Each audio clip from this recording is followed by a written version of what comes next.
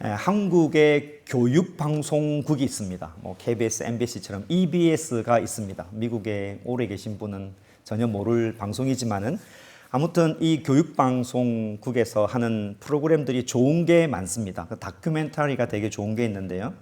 제가 잊지 않고 지금도 간혹 보기도 하는 다큐멘터리가 하나 있는데 제목이 인간의 두 얼굴, 착각의 진실 이런 내용입니다. 유튜브에 치면 풀로 다 볼 수 있습니다. 인간의 두 얼굴, 착각의 진실입니다. 사람이 얼마나 착각하느냐에 대한 실험을 포함한 다큐멘터리입니다. 그 안에 있던 내용을 우리식으로 한번 각색해서 여러분에게 말씀을 한번 드려봅시다. 우리가 포트워스 다운타운에 갔습니다. 여러분이 다운타운을 이렇게 여행을 하고 있는 중에 가고 있는데 음악도 듣고 이렇게 가고 있는데 중년 신사 한 분이 지도를 들고 여러분에게 오셔서 내가 포트워스에 유명한 지역이 있지만 저도 아직도 안 가봤습니다. 워러가든이 어디냐고 중년 신사가 지도를 들고 이거 처음 왔는데 좀 안내를 해달라고 물어봅니다. 그래서 여러분은 이어폰을 얼른 빼고 예 하고 도와주려고 지도를 보고 여기는 하고 있을 때에 저쪽 빌딩에서 긴 간판을 든 두 사람이 한쪽에 여기 들고 한쪽에 여기 들고 간판이 이렇게 오면서 Excuse us 하고 이렇게 지나갑니다. 그러니까 의도적으로 오는 거지요. 실험이니까.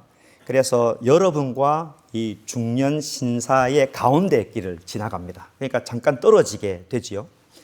그 간판 뒤에 중년 그 신사가 간판이 지나갈 때 같이 따라가고 대신 따라왔던 대학생이 중년 신사처럼 지도를 들고 이 간판이 싹 지나갑니다. 그러면 죄송해요. 아까 어디라고 그랬죠? 라고 물어봅니다. 그러면 여러분은 그 사람이 바뀐 걸 알겠습니까? 당연히 알겠다고 생각하죠. 그거 다 알지요. 근데 그 실험을 해보면은 모르는 사람이 많습니다. 너무 신기하죠. 전 여러 번 봤습니다. 어떻게 이럴 수가 있지? 그래서 그 실험은 아주 극단적으로 갑니다. 중년 신사에서 비슷한 사람으로 바뀌다가 나중에는 아주 어린 여자 학생으로 바뀝니다. 그 사람이 중년 신사에서 여자로 바뀌었는데도 얘 지도가 어디라고요? 물으면은 여러분은 전혀 사람이 바뀐지 모르고 계속 설명합니다. 그래서 나중에 인터뷰를 합니다. 사람 바뀐 거 아냐고. 왜? 이렇게 하게 되는, 사람이 이렇게 착각할 수 있나 하는 생각이 있죠. 또 유튜브에 찾아보면 고릴라를 찾아라는 큰 착각의 실험이 하나 있습니다. 아마 아시는 분은 대충 다 아실 거라고 봅니다. 비디오를 지금 여러분이 계신데 비디오를 하나 이렇게 사실 시간이 되면 오늘 제가 해보려고 했는데 비디오를 하나 틉니다. 그럼 비디오가 시작이 될 때 검정색 화면에 질문이 하나 나옵니다. 지금부터 6명의 사람이 배구공 하얀색을 서로 토스하면서 패스를 할 건데 몇 번 패스하냐 카운트해서 맞추는 사람에게 상을 주는 거죠. 알겠다고. 그래서 화면이 딱 사라지고 사람들이 등장을 합니다. 그래서 이제 농구공을 탁 패스하면 여러분이 하는 것처럼 이렇게 손 이렇게 하면서 카운트 하겠죠. 그래서 대충 20번 넘어갔을 때 화면이 꺼지고 또 검정색 이게 딱 나오면서 질문을 해야 되는데 원래 질문이 뭡니까? 몇 번 패스했습니까? 야 질문이어야 되는데 고릴라를 봤습니까? 이런 질문이 나옵니다. 고릴라를 본 사람이 아무도 없습니다. 그래서 왜? 이렇게 하고 있는데 그 화면을 다시 뒤로 돌려봅니다. 6명의 유니폼을 입은 사람이 공을 패스하는데 세상에 사람이 고릴라 뭐라고 그러십니까? 그 복장을 이렇게 하고 그냥 지나가는 것도 아니고 가운데서 손을 흔들면서 이렇게 지나갑니다. 아무도 고릴라를 본 사람이 없습니다. 너무 신기하지 않습니까? 저는 저에게 되게 충격적으로 와 닿았습니다. 어떻게 사람이 이럴 수 있을까 하는 생각을 해보죠. 여러분, 우리가 어딘가에 몰두하게 되면 실제로 보지 못하는 것들이 너무 많습니다. 남편이 어떤 직장의 일이나 지금 나에게 어떤 닥친 일이 급하고 중요하고 시급한 문제일수록 주변에 일어나는 것들을 전혀 보지 못한다라고 해도 틀리지 않는 거죠. 우리는 나는 다 알아. 나는 다 이해해. 그렇게 말하는 만큼 굉장히 착각에 빠진 사람이 없다 해도 틀리지 않는 거죠. 저에게 이런 착각에 대한 실험들을 여러 번 보면 참 충격적인 이유가 뭐냐면, 눈에 보이는 세상에서도 눈에 보이는 내 눈앞에 일어나는 것도 보지 못하는데 진짜 눈에 보이지 않는 영적인 일은 내가 세상에 몰두했을 때 과연 그거를 내가 알까? 하는 생각이 듭니다. 눈에 보이지 않는 영적 변화에 대해서 우리가 잘 모를 수 있는 거죠. 그래서 성경에 보면 오죽했으면 하늘의 것을 봐라, 이런 직설적인 메시지가 있을까요? 사도 바울은 골로새서 3장 2절 말씀에서 이렇게 말씀합니다. 위의 것을 생각하고 땅의 것을 생각하지 말아라, 이렇게 말합니다. 그러니까 위의 것을 생각해야 위의 것을 바라보고 위의 것을 생각할 수 있습니다. 근데 우리는 땅의 것을 생각하면서도 위의 것을 생각할 수 있다라고 생각을 하지만은 그럴 수 없다는 것이요. 사람은 그럴 수 없습니다. 착각에 빠집니다. 내가 세상 일에 몰두하면 몰두할수록 위의 것을 바라본다는 것은 사실은 안다고 착각하는 거지 알 수 없다는 것입니다. 오늘 우리가 짧게 읽은 이 본문에는 착각에 빠진 제자들이 있습니다. 제자들이 어떤 착각에 빠졌을까 살펴보려고 합니다. 우리는 4명의 제자의 이름을 압니다. 베드로, 안드레, 야고보, 요한이 예수님을 만났다는 것을 알고 있습니다. 어떻게 만났습니까? 갈릴리 바다에서 호수에서 고기 잡기 하고 있을 때 예수님께서 오셔서 이들을 불러주셔서 이분들이 모든 걸 다 버리고 예수님을 따라가게 됩니다. 그렇게 예수님을 만났습니다. 제자가 된 거죠. 근데 그 다음날 안식일이 되어서 회당에 들어가게 되었다는 것 여러분 알고 있습니다. 회당에 들어가서 이 4명의 제자들은 놀라운 것 적어도 2가지를 발견하게 됩니다. 2가지로 놀라게 되는 거죠. 하나는 나를 불렀던 그 예수님의 가르침, 이 메시지가 굉장히 권세가 있다. 어디서도 들어보지 못한 메시지다. 그 권세에 하나 놀랐습니다. 또 하나 놀랐던 것은 그 회당에 귀신 들린 자가 있었는데 예수님께서 말 한마디로 귀신이 떠나가는 것을 보고 깜짝 놀랐습니다. 어떻게 이런 일이 있을 수가 있지? 그러나 그 2가지 놀람이 있지만 사실은 이 제자들에게 더 놀랐던 것은 많은 사람들이 예수 그리스도를 바라보고 놀랬던 그 군중의 놀람을 보고 또 놀랬다라고 생각할 수 있는 거죠. 와, 이렇게 많은 사람들이 예수님께 열광하는구나. 예수님이 보통 분이 아니구나. 나를 불렀던 이 선생님이 보통 분이 아니구나. 생각을 하게 되는 계기가 되었겠죠. 그리고 회당에서 나옵니다. 그 다음 어디로 갔습니까? 베드로의 집에 가게 됩니다. 베드로의 장모께서 열병으로 다른 말로는 말라리아에 걸렸다 이런 말도 있는데 열병에 걸리셔서 죽을 뻔하고 있는 그런 상황인데 예수님께서 일어나라 그랬으면 손잡고 이렇게 세우셔서 고쳐줍니다. 제자들 입장에서는 또 놀라는 상황이 되는 거죠. 와, 이분은 보통 분이 아니다라고 연속해서 예수님의 제자가 되었던 이 4명은 예수님을 따라다니면서 그 옆에서 계속 와우, 와우, 와우 하는 계속 놀라는 사실에 빠지게 되는 거죠. 더 충격적인 것은 베드로의 집에 있었던 일입니다. 장모가 일어났을 때 안식일이 완전히 끝나는 저녁쯤에 되었을 때 온 동네 사람들이 이 베드로의 집에 다 옵니다. 엄청난 사람들이 집에 몰려온 거지요.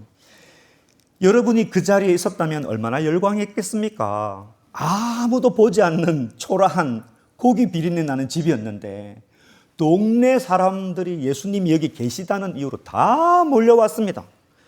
그 사람들이 와 몰려오면 여러분 어떻게 하겠습니까? 여러분의 제자, 예수님의 제자니까 안내도 해야 되고 줄을 서시어야 되고 물도 드리고 그게 보통 사람들이 아니지 않습니까?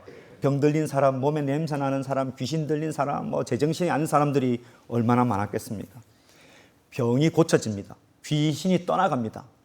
정말 이 모여든 무리 속에서 그 한 번도 내 인생에 볼 수 없는 일들이 막 벌어졌을 때 제자들은 무슨 생각을 했을까요? 와, 이분은 보통 분이 아니다. 메시아인가? 그런 생각을 하게 되지 않았을까 하는 거죠. 그렇게 밤새도록 엄청난 사람이 몰려왔기 때문에 고치시고 들어주시고 귀신 들리면 나가라 하시고 이렇게 하다가 밤이 많이 늦었습니다. 아마 새벽같이 할 수도 있는데 사람을 잘 아시는 예수님께서는 좀 쉬자. 그래서 영업을 종료하시는 거죠. 클로즈다라고 돌립니다. 자라. 그래서 아마 그 시간에 다 자게 되었습니다. 35절에 오늘 말씀해 보니까 새벽이 되었습니다. 모든 사람이 다 잠을 잘 때 35절에 보니까 새벽 아직도 밝기 전에 예수께서 일어나 나가 한적한 곳으로 가사 거기서 기도하시더니라고 되어 있습니다. 사람들은 예수님을 기다리면서 잠을 잤습니다. 그러나 예수님은 그 많은 사람들이 누우고 어쨌든 어떤 모양이든 잠자고 있는 그 상황 속에서 예수님께서 일어나셔서 한적한 곳을 찾으셔서 기도하셨다는 내용이 있습니다. 사람들이 따라 나서지 않았는 것을 보면은 정말 깊이 잠든 모양입니다.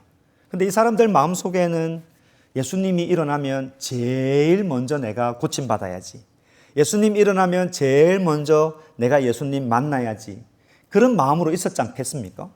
그래서 예수님께서 아침에 나가는 것을 만약에 누가 봤다면 누구라도 따라갔겠죠. 오늘 본문에 보니까 아무도 따라가지 못했습니다.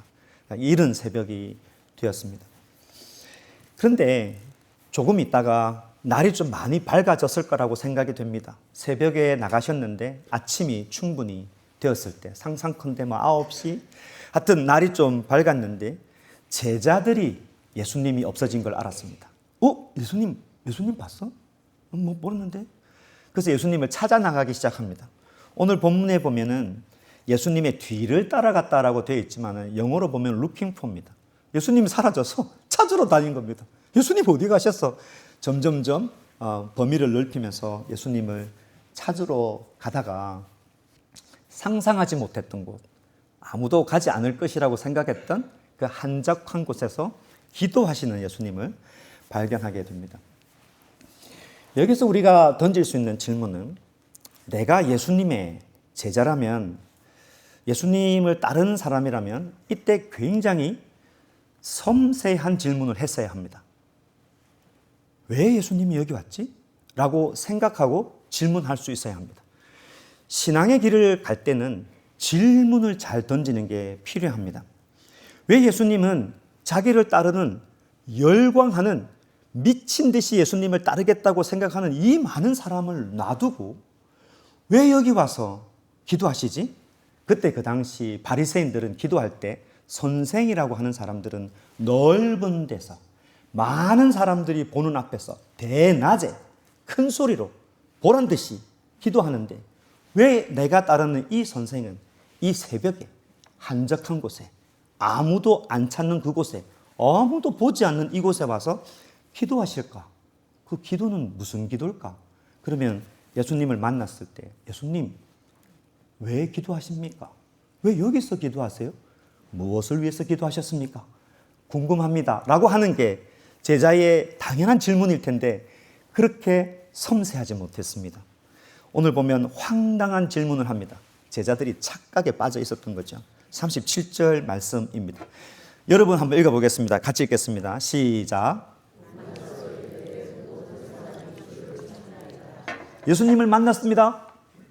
만나서 처음 딱 하는 말이 예수님 지금 집에 난리가 났습니다. 예수님 없어졌다고 사람들이 다 모든 사람이 예수님 찾습니다. 지금 여기 계시면 안 되지요. 이 말을 짧게 한 거겠지요. 밤새도록 그렇지 않습니까? 기다리면서 예수님 깨어나시면 내 아픈 거 1순위로 고침을 받아야지 그렇게 생각하고 있었는데 예수님이 안 계시니까 얼마나 많은 사람들이 동요하면서 예수님 어디 계시냐고 그러겠죠. 그런 말일 수 있습니다. 그러나 저는 본문을 좀 더 한번 생각을 해보면 우리의 허세와 우리의 말의 습관을 생각해 보면 진짜 모든 사람이 주를 찾았을까 하는 생각도 살짝 듭니다. 우리가 말을 할 때 그런 말벗이 있습니다. 때로는 목사님 모든 사람이 이렇게 말합니다. 사실 모든 사람이 그렇게 하는 거 아니죠. 어떻게 모든 사람의 마음을 다 압니까? 그러나 한두 사람의 이야기를 해보고 저한테 이야기할 때는 목사님 지금 모든 사람이 다 이렇게 이야기합니다라고 말하겠죠. 우리가 자녀들한테도 그렇게 이야기하지 않습니까? 야, 다 대학 간다. 너는 뭐 하고 있니? 다 대학 가는 거 아닌데, 그렇죠? 남편한테 여보, 남편들이 다 이렇게 해. 다 남편들이 그렇게 하는 게 아닌데도 불구하고 우리가 말을 할 때는 모든 사람이 다 이렇게 한다라고 말하죠. 어느 때 그럴까요? 내 생각이 그게 집중됐을 때. 그러니까 착각에 빠졌던 거죠. 이게 모든 의견이라고 생각하는 경향이 있습니다. 제자들이 착각에 빠졌다는 사실을 어떻게 알 수 있냐면은 예수님에게 모든 사람이 주를 찾습니다 라고 하면 착각에 빠진 사람의 기대 대답이 있겠죠. 제자들이 무슨 대답을 기대하면서 주님 어떻게 여기 계십니까? 모든 사람이 주를 찾습니다 라고 하면 이 사람들은 뭘 기대하겠습니까? 예수님께서 그래 맞다 근데 빨리 가야지 이 대답을 기대했습니다. 전혀 그런 대답을 하지 않으셨습니다. 예수님께서 완전히 다른 말씀을 하십니다. 38절 말씀, 이것도 중요하니까 같이 한번 더 읽어봅시다. 같이 읽겠습니다. 시작.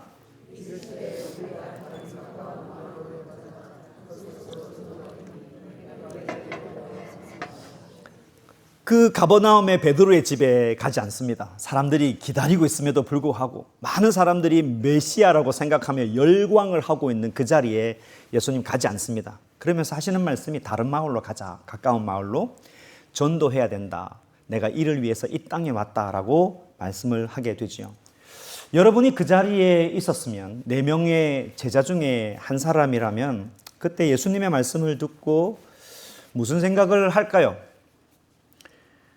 첫 번째로 드는 생각은 예수님 다른 마을로 가시더라도 이 가버나움에 몰려든 사람의 그 아픈 사람 다 치료해주고 귀신들 다 쫓아보내고 난 다음에 가셔도 되잖아요. 왜 지금 꼭 가야 됩니까? 지금 저 몰려있는 사람들이 예수님을 얼마나 원망하겠습니까? 사람이 어떻게 저럴 수가 있냐? 목사가 어떻게 저럴 수가 있냐? 도리도 없다, 매너도 없다, 온갖 이야기 하지 않겠습니까? 라고 말하면서 선생님을 설득하겠지요. 그래도 좀 오셔서 할 것 다 하고 가시면 좋지 않겠습니까? 라고 말할 수 있겠습니다. 심지어 어떤 사람은 머릿속에 비즈니스 마인드가 꽉 있는 사람은 아이고 예수님 그거 어떻게 사람들 찾으러 갑니까? 브랜딩을 딱 해서 내가 여기 있다 라고 외치면은 갈릴리에 있는 사람들이 이렇게 찾아오도록 만들어야죠. 그걸 왜 생 고생을 하면서 그걸 걸어 다니면서 다 찾으러 다닙니까? 라고 우리는 그렇게 이야기할 수 있지 않겠습니까?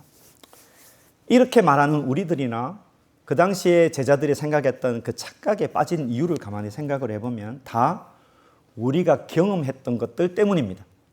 사람은 자신이 경험한 것만큼만 보입니다. 자기가 아픈 것을 경험하면 성인이 되었어도 그 상처가 모든 사람이 상처로 보입니다. 자기가 행복하게 자라면 모든 게 다 행복하게 보이듯이 경험한 것만큼만 보이게 되죠. 예수님의 권세에 귀신이 떠납니다. 아픈 사람이 낫는 기적들이 일어났습니다. 그래서 이 소문이 동네에 쫙 퍼졌습니다.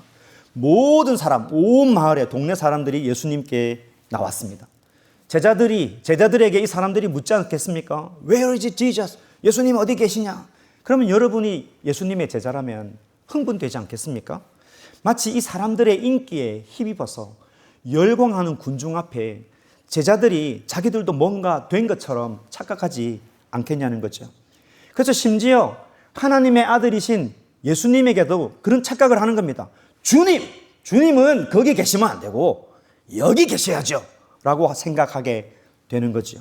충분히 주님 지금 어딜 가십니까? 우리를 도와주셔야죠. 지금은 우리를 도와주실 때입니다 라고 그 생각에 사로잡혀서 하나님에게까지 그런 말을 충분히 할 수 있는 거죠.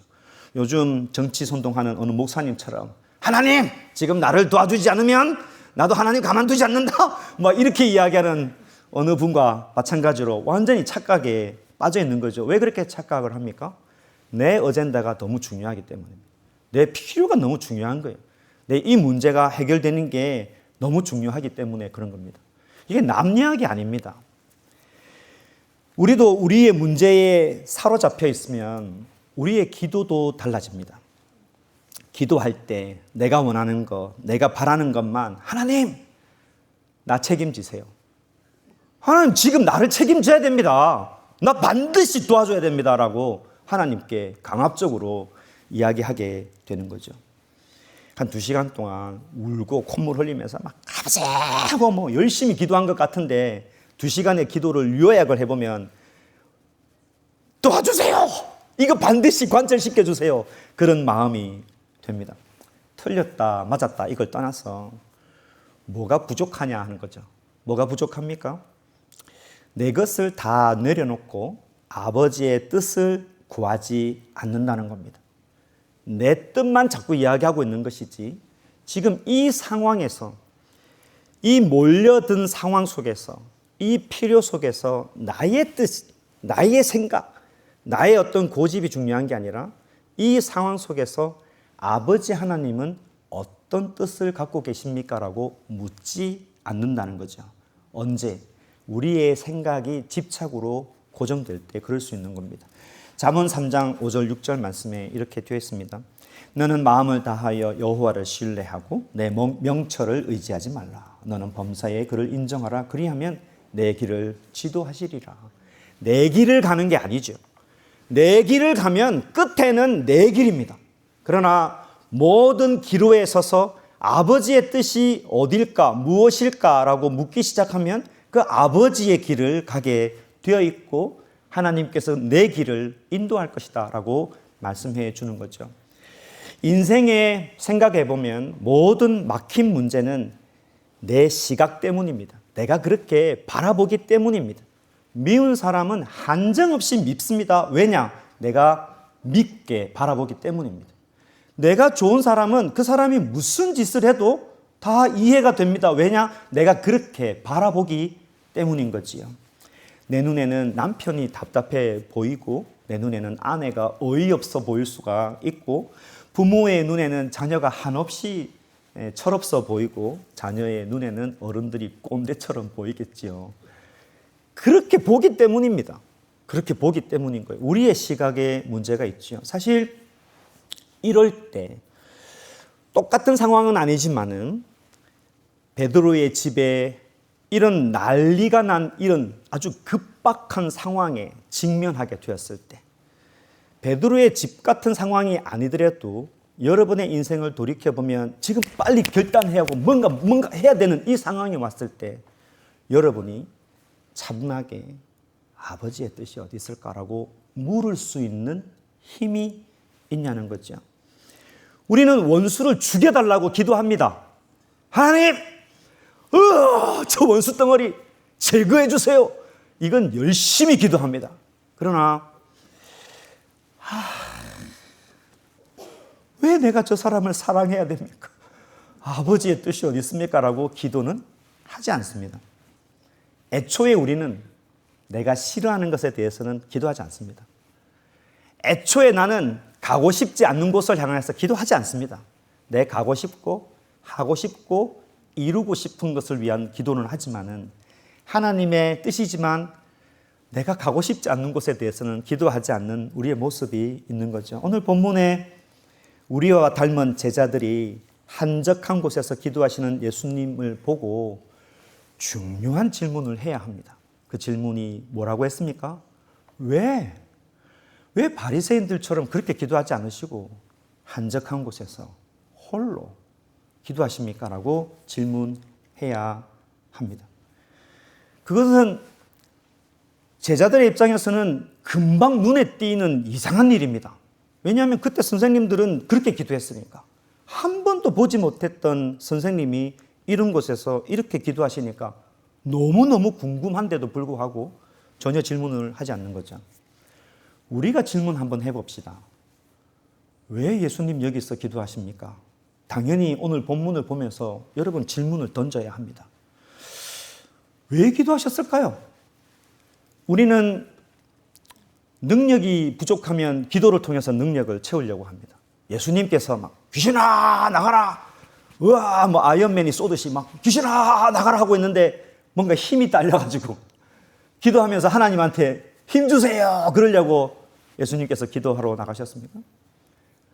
아니면 이런 영적인 일에 영성이 좀 떨어지셔가지고 아버지께 기도해가지고 영성을 조금 받으려고 예수님께서 기도하셨을까요? 그렇지 않습니다. 예수님께서는 스스로 풍성한 분 아니십니까? 그러면 왜 기도하셨냐는 거죠. 우리는 이 질문에 답을 찾아야 합니다. 마태복음 26장 39절에 보면 비슷한 상황에 있었을 때 예수님께서 한없이 기도하셨던 모습이 나옵니다. 여러분 잘 아시는 말씀이에요. 조금 나아가서 얼굴을 땅에 대시고 십자가 앞이죠. 엎드려 기도하여 이르시되 내 아버지여 만일 할만하시거든 이 잔을 내게서 지나가게 하옵소서. 갈로 열고 힘듭니다. 감당하고 싶지 않습니다. 갈로 닫고 그러나 나의 원대로 마시옵고 아버지의 원대로 하옵소서 기도하십니다. 완전하신 하나님이셨지만 완전하신 인간이셨던 예수님께서는 십자가 앞에서 우리가 상상할 수 없는 고통을 느끼셨습니다. 우리보다 더 많이 느끼셨겠죠. 피하고 싶었던 것입니다. 그러나 예수님의 기도의 핵심이 뭐냐면 아버지의 뜻대로 아버지께서 원하시는 대로 뜻을 구합니다. 이렇게 기도하고 있습니다.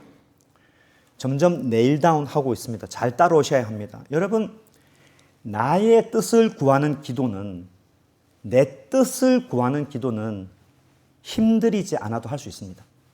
그렇지 않습니까? 불신자들도 태양을 보고 내 소원을 빕니다. 얼마나 쉬운 일입니까? 아이가 대학에 들어간다고 한국에 보면 엿을 물컹물컹해서 문에다가 발라놓고 소원 비는 건 누구나 할 수 있는 일입니다. 그러나 나의 뜻과 전혀 다른 아버지의 뜻을 구하는 기도는 땀이 피가 나도록 기도해야 되는 긴 시간과 고통과 힘듦이 반드시 따른다는 것입니다. 같은 맥락에서 오늘 한적한 곳에서 예수님의 하셨던 기도를 살펴보면 마찬가지라고 생각이 듭니다. 영성이 부족해서, 힘이 부족해서 힘을 충당하려고 기도하신 것이 아니라 예수님께서는 질병으로 삶의 무게로 지치고 힘들어서 내일 죽어야지 생각하는 사람들, 귀신 들린 사람들, 모여든 사람들을 뿌리치기가 예수님께서 십자가에 달리시던 것만큼 너무너무 고통스러운 것입니다. 그 기도하시면서 아버지의 뜻을 묻는 겁니다.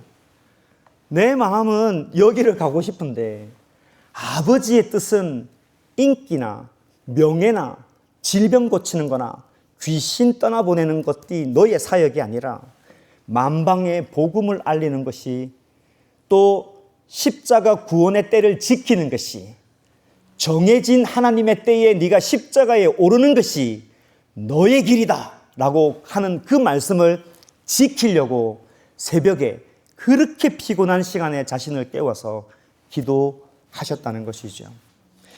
사랑하는 성도 여러분, 아버지의 뜻을 구하기 위해서 예수님께서도 이렇게 간절히 하나님 앞에 기도를 했다면 우리가 착각에 빠져서 나의 뜻을 구하고 내 길이 하나님의 뜻이다라고 생각하면서 이렇게 갈 때 아버지의 뜻입니다라고 강구하기 위해서는 우리가 얼마나 깊이 기도해야 될까라고 도전받을 수 있는 거죠.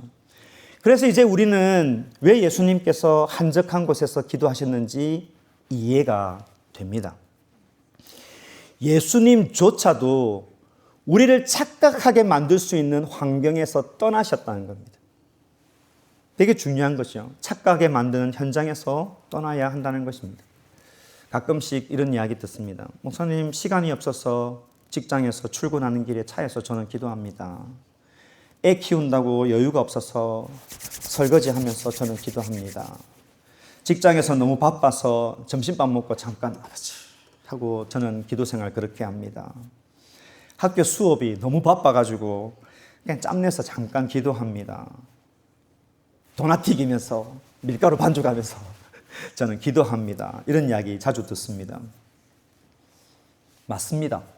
그럴 수 있습니다. 하나님 그 기도 무시하지 않습니다.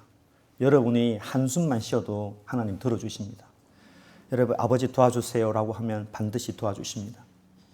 그러나 오늘 본문을 통해서 저와 여러분에게 도전하는 핵심적인 말씀이 뭐냐면 이런 환경 속에서 이렇게 기도해서는 나의 뜻을 돌이킬 수 없습니다.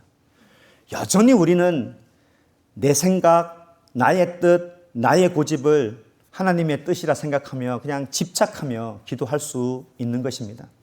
한적한 곳에 기도하신 후에 제자들의 요청을 다 뿌리치시고 말씀하시는 예수님의 오늘 고백이 사실 우리의 고백이 되어야 됩니다.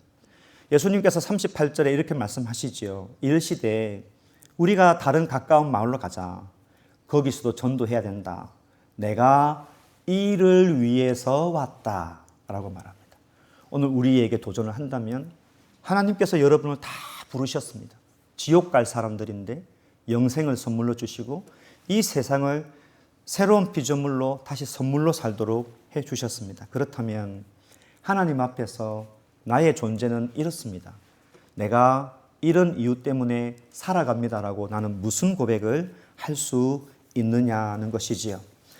여러분, 나의 삶이 나의 것으로 충만해 있다면, 나를 향한 아버지의 확실한 뜻이 무엇인지 잘 모른다면 우리는 오늘 본문을 통해서 어떤 도전을 봐야 됩니까? 나의 한적한 곳을 찾아서 아버지 하나님 앞에 무릎 꿇고 씨름하며 기도하는 시간이 필요합니다. 이런저런 핑계로, 시간이 없다는 핑계로, 할 일이 없다는 것으로, 안 된다는 이유로 다 우리가 하지 못하는 것들 다 접어두고 정말 아버지 하나님 앞에 무릎을 꿇고 하나님, 나를 부르셨는데 내 인생을 향한 아버지의 뜻이 무엇입니까? 내가 지금 너무 고통스럽고 관계에서 힘들고 사업이 잘 안 되고 내 앞길은 보이지 않는데 나를 부르신 아버지의 뜻이 있을 터인데 무슨 뜻입니까? 라고 간절하게 기도하는 시간이 너무너무 필요하다는 거지요. 제자들은 예수님, 지금 여기, here and now, 여기 지금 예수님이 있어야 됩니다라고 말할 때 여러분이 저기 내가 가야 됩니다라고 확실하게 말할 수 있는 고백이 되려면 예수님처럼 한없이 아버지 앞에서 엎드리고 기도해야 합니다. 말씀을 정리하겠습니다. 우리는 이 세상에서 하나님께로부터 부름을 받은 사람들입니다. 잊지 마십시오. 여러분은 하나님의 사람들입니다. 아버지 하나님께서 저와 여러분에게 원하시는 뜻이 반드시 있습니다. 우리는 찾아야 합니다. 말씀과 기도로 찾으셔서 여러분의 믿음의 행진에 열매가 있기를 주의 이름으로 축복합니다.